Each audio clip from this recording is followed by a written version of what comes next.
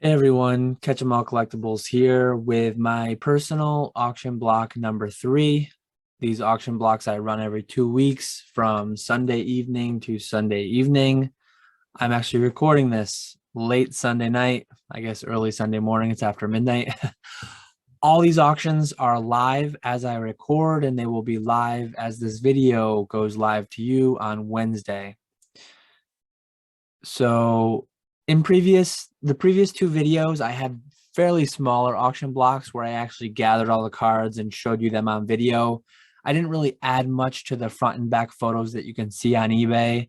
And for this auction block, you'll see that there's a substantial amount more quantity of cards. So I just skipped that portion altogether. I'll likely return to it once the blocks are smaller and a bit more like interesting and better items. This block is admittedly a lot more cards with a lot less exciting things, and I'll get to that reason why in a bit. But I'll kind of scroll through. You can see at the front end here a lot of low-end PSA slabs, primarily 2 digits, a couple a little bit north of $100, but Neo Destiny, Aquapolis Reverse Hollows, a lot of PSA 8s and 9s, few 10s in there. We've got a little bit of WotC non-hollow first edition PSA 10s. We've got, I think the key item of the block is a PSA 9 staff, Vivid Voltage Charizard. Sorry, yeah, it is the staff. I was going to say initially I was thinking it was just the pre-release, but it is the staff stamp pre-release. We've got PSA 10 Rayquaza 177A, that Hidden Fates promo that came in the big collection box. A couple legend pieces, legend halves. Had a couple of those in the last block too. A lot of CGC stuff. Again, a few more staff cards, some of the Scream promos, Shadowless, fourth print base. Might not feel like much of a theme here, but there actually is one. So what led me to pick these 136 items are the fact that they are old listings. All these listings actually predate my quitting my job to do this full time. And the way I was able to pick them out, I used to use a white background. So I scrolled through my 1100 eBay listings, and aside from a few which I didn't want to send to auction, I just pulled out almost every white background card to send to auction to just get rid of the old format, white background photos, old school descriptions. These descriptions I used to ship once a week, and I had all that information. I had too much information, too lengthy of descriptions. My new descriptions, I pared down a lot more to just say, you're getting the graded card, no returns, that's it. I switched from white backgrounds because white backgrounds kind of obscure whitening. I'd get a lot of people saying, hey, are there any white specks on the back? And realistically, they couldn't see them very, very well from the photos. So the black background, I think, just makes things stand out, pop a bit better. I have a more professional, not the best photos you'll find on eBay, admittedly. I still do it with an old phone, but an old, I think it's a Galaxy S8, maybe my last phone. And I'm not scanning them all. That takes too long for me. I know James is over there scanning all his for his consignments. That's just not me anytime soon, if ever. But anyways, you might ask, like, why not just go through and update the photos, the new format, black background? So eBay has a bulk editor when it comes to the description. So like when I changed the handling time, I used to have 5-day handling time on everything because I'd ship once a week, 5 business days. Now I ship 3 times a week, Monday, Wednesday, Friday. I just put 2 business day handling time on everything. Even though if you buy something late Friday, technically you're getting like next business day is Monday. You're getting, so 2 days is what I put on because that's kind of like worst case scenario. If you buy it on Monday after I go to the post office, it ships out that Wednesday. So 2 business days later. But so you can edit 500 items at a time. And when it comes to handling time, you just click 500 listings, boom, edit it from 5 to 2. That's easy. When it comes to the description, you can't, unfortunately. You would think that maybe eBay would allow you to just bulk edit the description to a singular description for all, but I guess they want like personalized descriptions for each, which I don't personally do. All you can do is you can add a fixed string of characters to each, or you can find and replace. So all these items did have a very similar, if not the identical description. But when I tried doing find and replace from the old one to the new one, it just didn't work. And I didn't want to flip through 136 listings at a time, because sometimes it would go like it would take a couple seconds to get to the next one. And sometimes my computer would take like a minute to go to the next one. And I just wasn't going to waste a couple hours or half a day. I'm like, let me chuck these all to auction for my next auction block, and they'll just be gone. Inventory wise too, like all these are grouped in one area in my inventory. So like grabbing all these to just ship them the day that they all sell will be really easy as far as like order fulfillment goes. So anyways, a little bit of explanation as to why this auction block is so bulky, both in quantity and quality. It's a bit bulky. One thing I'm kind of hoping for with a lot of these base set forth, like there's so many from the same set, I hope one buyer comes in and picks up a lot of them, because then I can save. Like when you sell a $15 slab, shipping is like $4. It eats into the total amount a lot. I mean, shipping fees being 20 to 30%, if not more, of the final sale price. If one person buys 5 or 10, the shipping cost isn't 5 or 10 times as expensive. So it really does a good stuff to save on the overall fees. But anyways, as I said, these are all live on my eBay by the time you're seeing this video. Feel free to go check it out. If you wanna buy any of these, or if you want to potentially get some of these, might go for $5 or are super cheap. So you might be able to grab a couple deals. Feel free to check them out with my link in the description. And the other part of these videos that I always do, so auction block 3 is the one that's live. Auction block 2 ended. I just had the date over here and I minimized it. November 28th. So these items all ended on November 28th. I'm going to try to stick with the same format moving ahead, so that anyone who's following the series, just they see the spreadsheet. Oh yeah, that's familiar. This means this. Yeah, whatever. So column A, sorry. Red items are unpaid. So unfortunately, there were 4 items that were unpaid after the 72 hours I believe they have to pay when the auction closes. One thing that stands out that's a bit scary for the current auction block, 3 of my 5 super cheap, like sub $25 slabs went unpaid. That's a 60% unpaid rate. Hopefully the 60% unpaid rate on sub $25 slabs doesn't carry through to this auction block, because that will be a lot of unpaid items and that will be really annoying. Anyways, all the other items were paid, all the items in white.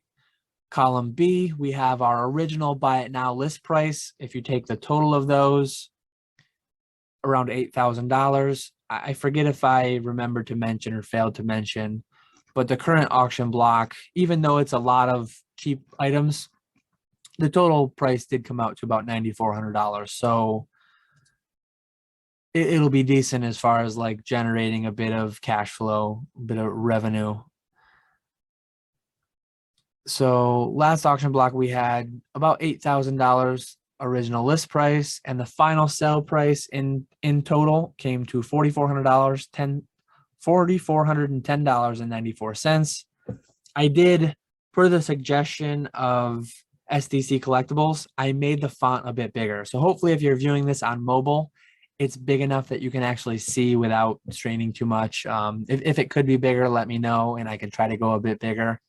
But then I guess it'll just be a little more scrolling. This font size was nice to get it all in one frame. And column C is the sale price. Column D is just you can see here, it's the sale price over the original list price. So on average, I achieved 55.5% of my original list price. That's a gross number too, like 4,410. That is the total gross sale price before any fees. So that's minus eBay fees, minus shipping, packaging, materials, all that. And then something for my time. So per the suggestion of Collectors Central, they actually suggested that I add an additional column. I might have had it in the last video, but it wasn't as filled out. So column E is the last sold on eBay. Some of these are auctions, some are buy it nows, just for context. And you'll see that it's not a filled out column. Some of these I just couldn't find. I didn't go to like Pokemon Price to find something that was 3 years old. I looked simply on eBay, last sold within 90 days. If it didn't sell within the last 90 days, or I couldn't quickly find it, it didn't pop up here. Like CGC 7.5, 6.5 Masaki promos. It's not surprising I didn't find those. PSA 10 Spanish Championship, Champions Festival. Some of these were pretty reasonable that they didn't have a very recent comp. But I did forget to mention in column D, as with last video, there's a conditional formatting on this column. As it approaches 100%, it's green. As it approaches 0, it's red.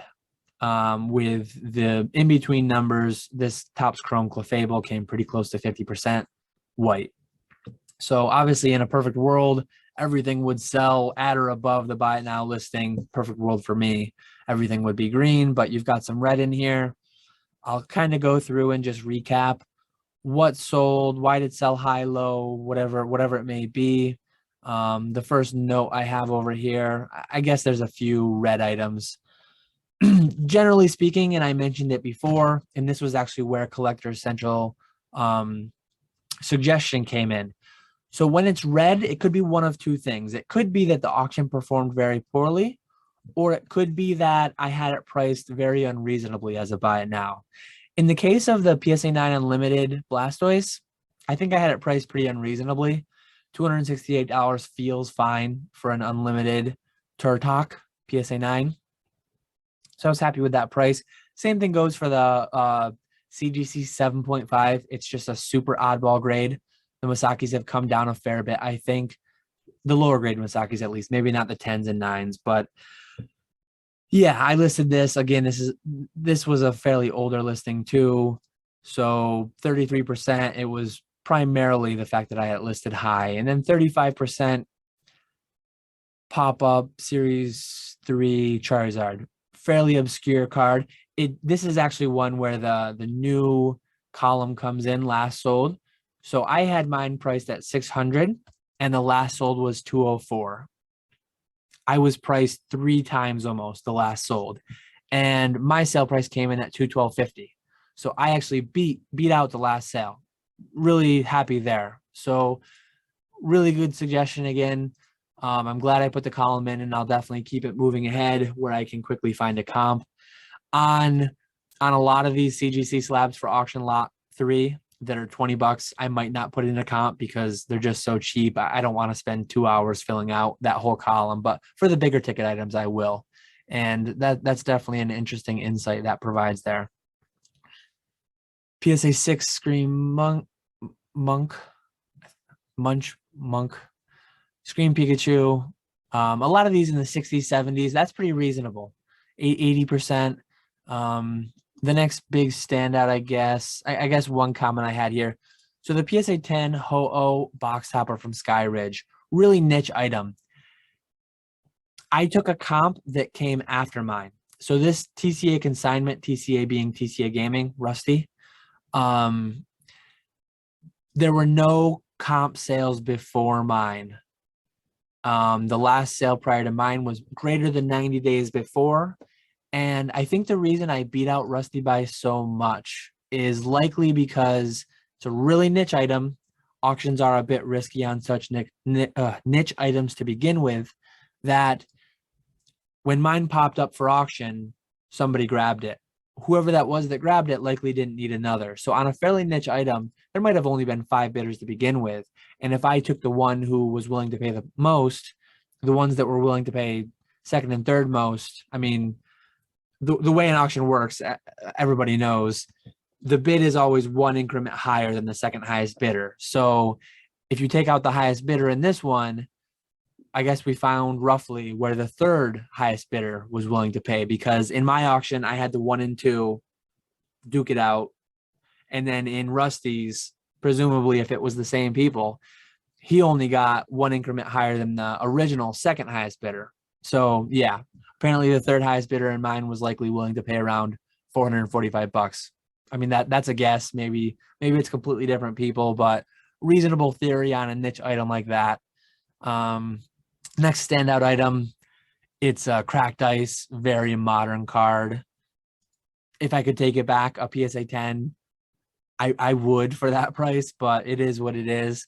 I think I had it listed high and the auction did fairly bad, so it's a combination of both. Imakuni's the Duo. So I've actually sold a few of these around $100 by it now. Somebody must have bought them out, because at the time that I listed this, $129.99, I was the cheapest on eBay. But $34 again, that's a combination of I was listed a bit high, but I've sold by it now. I had several of these recently, and I was selling them in the $80 to $100 range. So that was just a poor performance.